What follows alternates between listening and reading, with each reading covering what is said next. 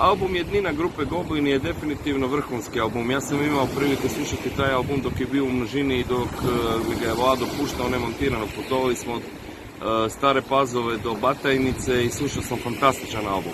Ovo što sam preslušao sada je vrhunac. Ja već neko vrijeme tvrdim da su Goblini apsolutno najbolji bend u bivšoj Jugoslaviji.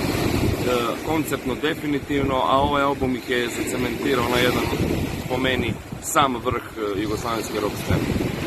Ćao, ja sam Maja Sastava i Play. Goblini su me zamolili da preslušam njihov novi album, ima 10 novih pesama.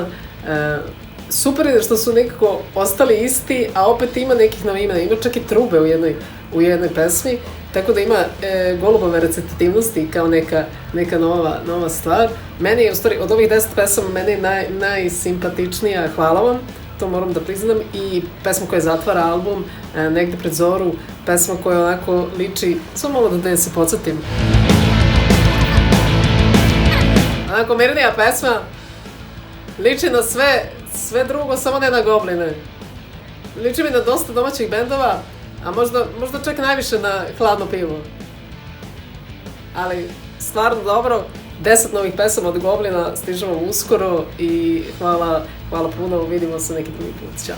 Pa kad govorimo o Goblinima, tu prosto ne može da bude promašaj, jer koliko ja znam celu ekipu, a cenim da ih znam poprilično dobro jer smo i delili bine i kombije i hotele i sve ostalo, oni sebi neće dozvoliti da ikada izdaju svoje principe. Upravo tako se nešto dešava i na ovom albumu. Prosto, ovaj album na neki način pokazuje da su Goblini sada potrebniji možda nego što su bili onda.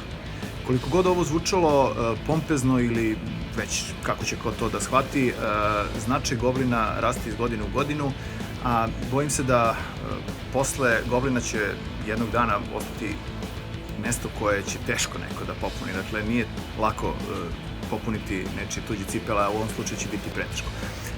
Da skratimo priču, u svakom slučaju Goblini su sinonim za množinu, ima nas, a jednina je samo potvrdila to da množina postoji.